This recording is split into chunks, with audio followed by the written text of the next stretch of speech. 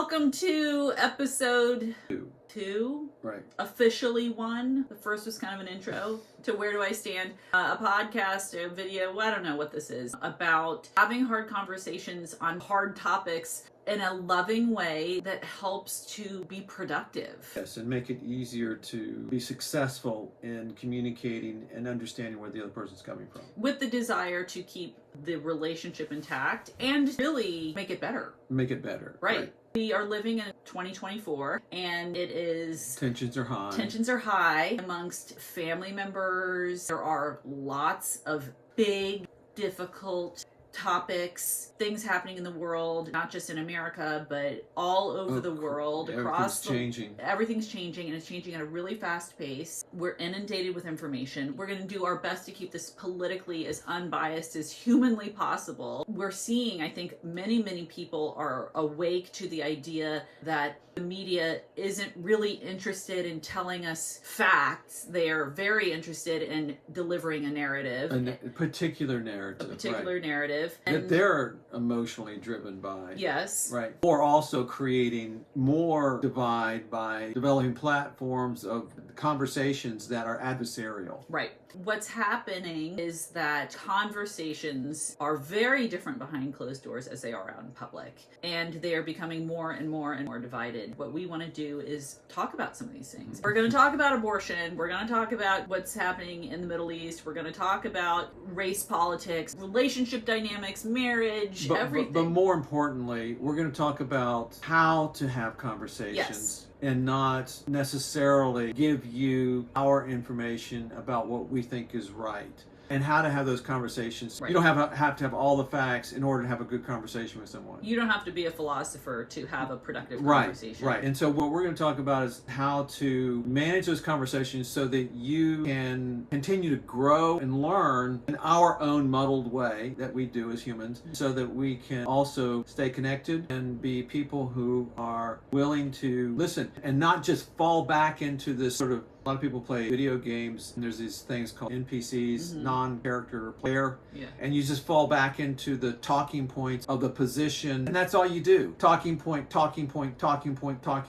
and nothing happens. Right. And there's no real learning. You can see this in the examinations in Congress. When you have all these investigations that are coming up, it's like meaningless because you know what the other person's going to say. And there may be a genuine desire to get to the truth or get to some ability to work together on solving a problem, but they just fall back into these NPC talking points. Right. And it's almost frustrating. It's almost like watching a scripted reality and show. so there's no ability to sit down and go, well, hey, listen, let's figure this thing out. So what we want to do is try to give you information about how to do that. But we're also going to be talking about these things with people that are bringing different perspectives to the table that we may or may not share to show how this is done. I am someone who has never really had a problem having really challenging conversations with people.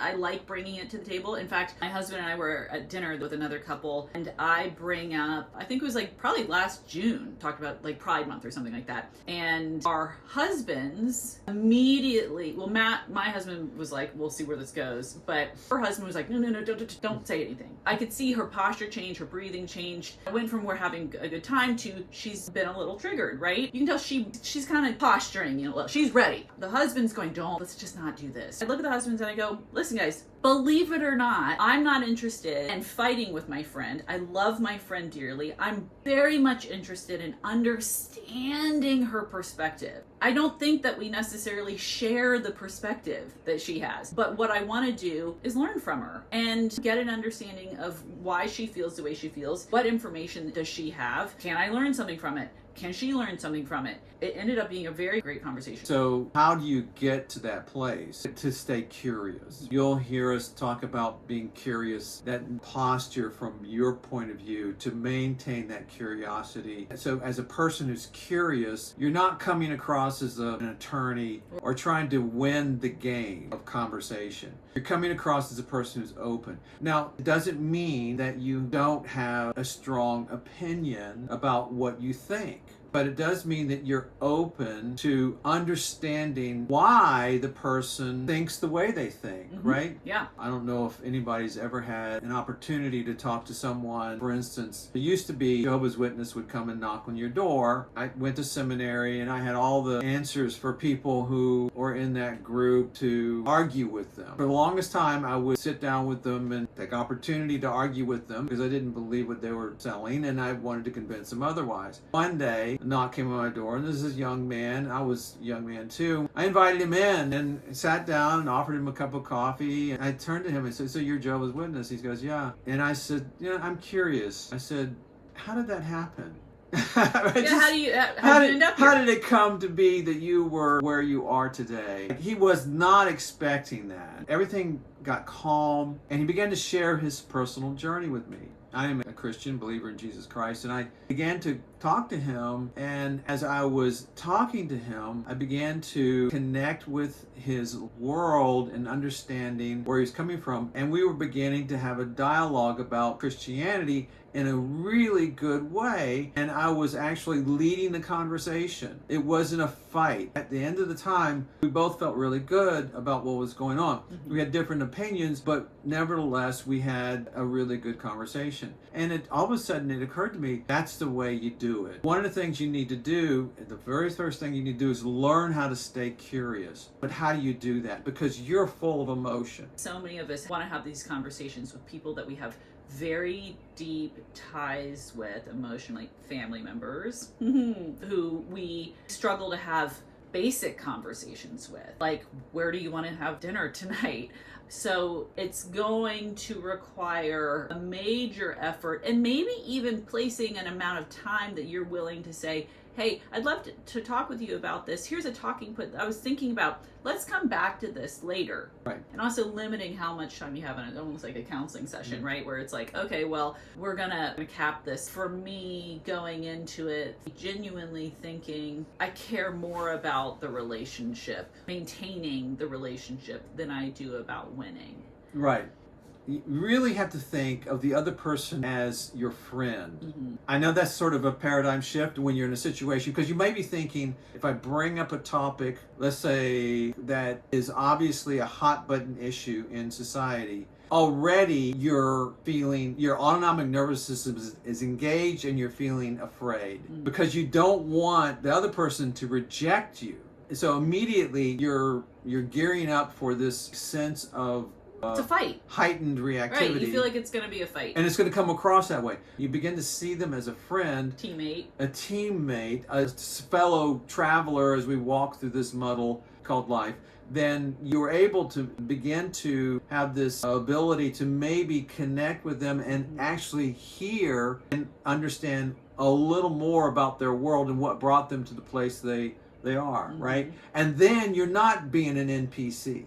You're not just reciting. One of the best ways to calm down is, and it comes from the book Feeling Good Together by David Burns. One of the things he says, if you hear a person's criticism, find something that you can agree with in the criticism. And then you sort of accept that as that, yeah, I can see why you would think that way. Agreeing with it. Agreeing out with loud. It. Out loud. Which is hard to do when we're hardwired to go into difficult topic conversations with people who maybe we have difficulty communicating with and going, I'm going to agree with this person. Right. Because we don't want to lose. Yeah, as soon as we fight. feel like we're going to lose, like we're going to lose their relationship. They're going to think that we're strange. They're going to think we're crazy. They've never had conflict in their life and they might just react to that. Somehow there's a loss, and as soon as you feel that loss inside of you, all of a sudden your body has taken over and you're becoming defensive. And if you can agree with the criticism, guess what happens? Boom, it goes away. It goes away. One more thing that you can do is, after the fact, thanking the person. And maybe not in that moment, but later saying, hey, I really appreciate your willingness to talk with me about this. I know it's not super fun, but I think it's important that we have these conversations and understand each other. And one thing that I know that I always run into is not necessarily having the answer. When someone's trying to nail you on a topic or a talking point, it's okay to say, hey, you know what? I gotta look into that. Can you send me some information about it? You don't have to have this whole 8-hour conversation. You can say, hey, I don't have the answer to that, but I'm going to look into it. Right. And not only that, but as you get better at what we're talking about, like actually use certain language to describe a kind of conversation, they're trying to pin you. They need to have you agree with them. And you feel it on the inside. So if you're calm, if you're not calm, then you're going to hear that. You're going to be reactive and defensive. If you're calm, right, there's your friend, you can agree and see things that they can, even if you disagree with them, you can see where they might see things a certain way. If you're calm, you can feel that they're trying to pin you. And then you might be able to say, so you really need me to get on your side for this. That will make you feel comfortable, won't it? And that's like lets all the air out of the balloon, because that's talking about not the content of the conversation, but the content of the conversation about conversations. So you pick up on what they're really doing. You need to convince me that I'm wrong. You would feel much better if I agreed with you about this. Is that right? And a lot of times people haven't thought through stuff and they get nervous because they don't want to look like they're ignorant about something or they don't want to be wrong about something. And we have to give people latitude to go, hey, listen, it's okay not to have resolved this in your life. And I'm not here to pin you in or convince you. I'm here just to understand and explore with you. It's for us to be able to connect together. And so when you're able, like I said, if you see them as your friend and you begin to use it, there are also other aspects of the disarming technique. There are 5 steps of the protocol I won't go into today, but if you use that disarming technique and then you begin to learn to calm down, you're able to catch the energy that the other person's bringing you and actually reframe it in a way that connects with them at a deeper level. I mean, when you have conversations like that, that's when you're really doing the right thing. And you leave those conversations feeling great. Just a shout out to a podcast that does this really well. They're 2 comedians and they're British, but it's called Trigonometry. They are excellent at this kind of dialogue. If you ever want to hear him interview people who disagree with him, he's a great person to listen to. So we're going to stop it there. I hope you learned something, and we will be continuing these going forward. Yes. See ya. Bye.